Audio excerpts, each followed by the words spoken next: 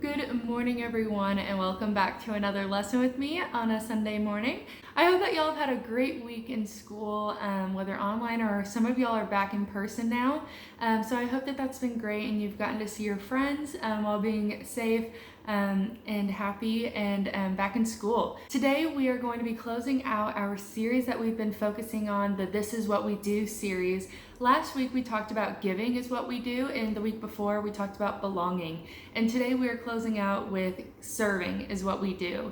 And that could be a whole series in and of itself, but today we're going to be talking about little ways that can add up into big ways, or other ways that you can serve on your own or with the church or with your friends, and different ways that you can do that. And so today in the Bible we're looking at Matthew. Matthew is the first book of the Bible in the New Testament, and it's also our first gospel. So you can always use your table of contents. You can flip through to Matthew.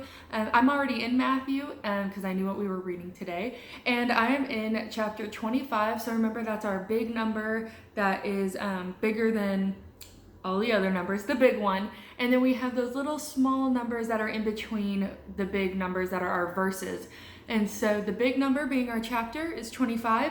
And the little number that y'all are looking for today is 35. So it is in Matthew chapter 25, verse 35.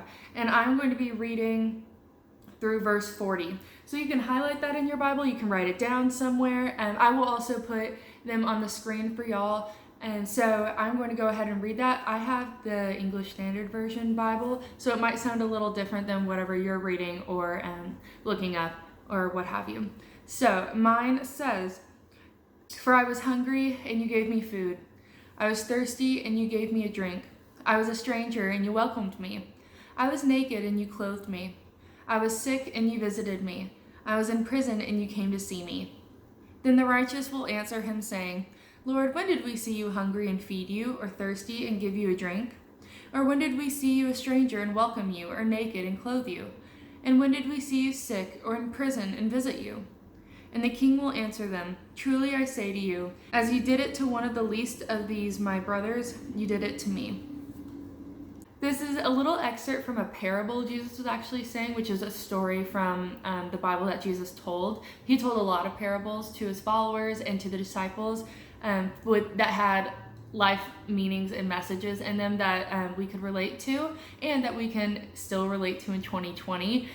But I thought this was such a good lesson from this parable, especially the final verse that says, "Truly I say to you, as you did it to one of these my brothers or sisters, you did it to me."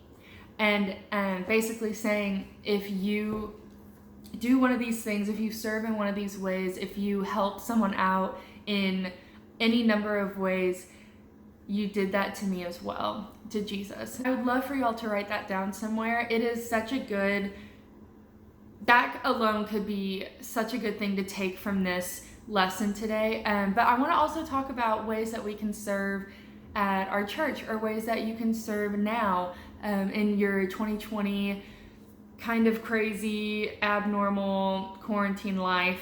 And one of the main ways that I immediately thought of was our food ministry at Lover's Lane. It is a really great way to serve others right now. It is great for all ages of people, which is why I love going to it. I've seen some preteens there. We have some youth that go. We also have some older adults that go. We have littler kids that go. It is a really awesome experience for a whole family. It's just a great time to be with others, to meet new people from the church, and to also see your friends and to see them and catch up, but also especially to serve others by giving produce and groceries that people need right now.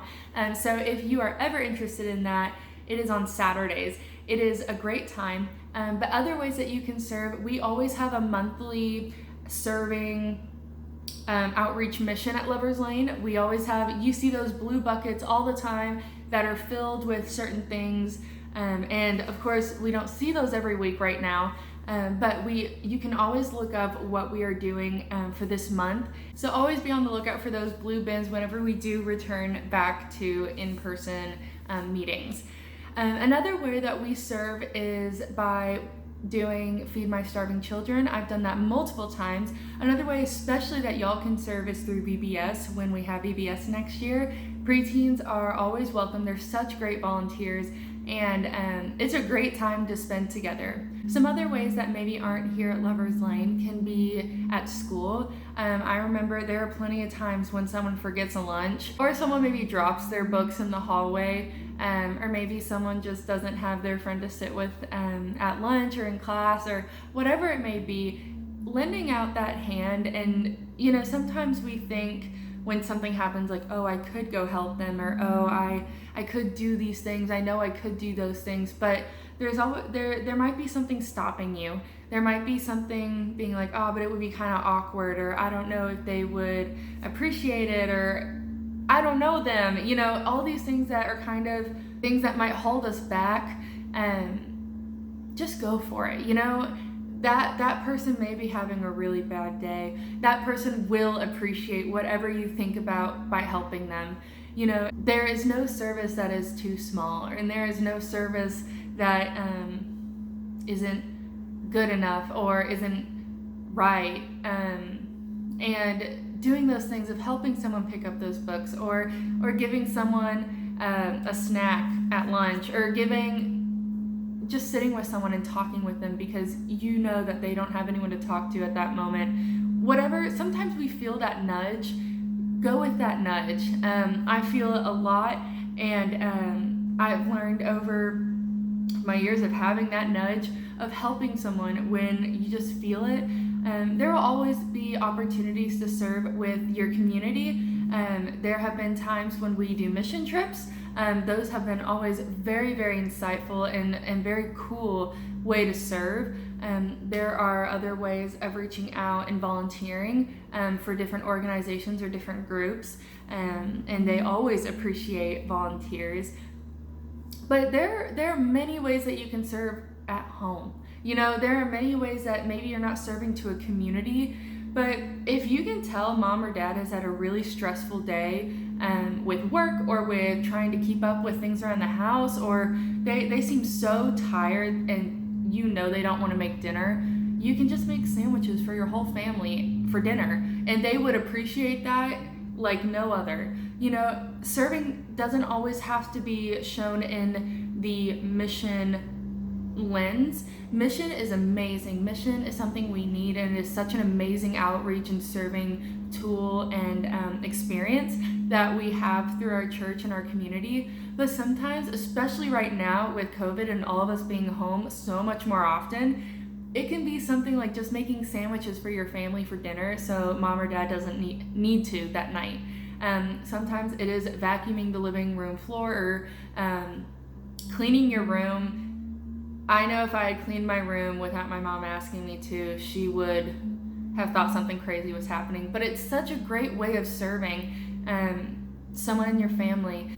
So I want y'all to think about that this week. Serving is such a broad term in our ministry, but it is so vital and so important, and it is something that feels so good to do. It feels great to serve others and to give back to someone or a community or your mom. It can be to anyone. It can be to your siblings. It could be to a stranger, and that's something that's really cool about serving. It's so diverse, and you can do so many different things to serve. But I really want to highlight the food ministry. I really hope that y'all can join me and we can have some fun with that. But also, big announcement, be on the lookout for October 4th, I believe, being our first outdoor in-person worship.